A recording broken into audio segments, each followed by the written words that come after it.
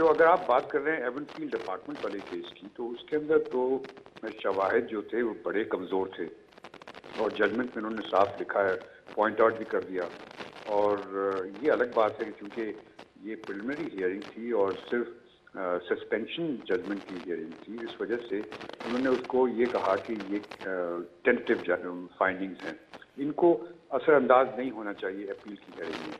लेकिन जो चीज़ सामने आई है उसमें आम तौर से तो जो इस किस्म की हियरिंग होती हैं सस्पेंशन की, उसमें इतनी डिटेल में नहीं जाती कोर्ट, लेकिन इसमें कोर्ट डिटेल में इस वास्ते गई क्योंकि इसमें इतनी कमजोरियां थी इस केस के अंदर।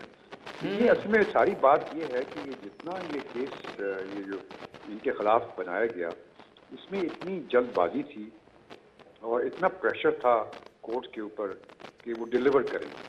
तो आम तौर से कोर्ट्स को अंडर प्रेशर नहीं रखना चाहिए और इसी वजह से आम तौर से सुप्रीम कोर्ट या सुपीरियर कोर्ट जो हैं वो डेडलाइन मुकर्रर नहीं करती, और अगर करती भी हैं तो उनको ऐसा नहीं समझा जाता कि उसके बाद वो चेंज नहीं हो सकती।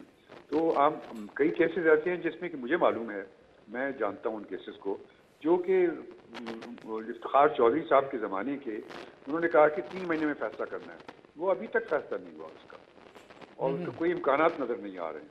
तो सर आपको लगता है कि एहतसाब अदालतें अंडर प्रेशर थी सुप्रीम कोर्ट की ऑब्जर्वेशन के, उनकी जजमेंट्स के बाद, उनके फैसलों के बाद, और इस तरह की जो भी डेडलाइंस दी गई सुप्रीम कोर्ट ऑफ पाकिस्तान की जानिब से एक्सटेंशन की, उसके बाद एहतसाब अदालतें अंडर प्रेशर होती?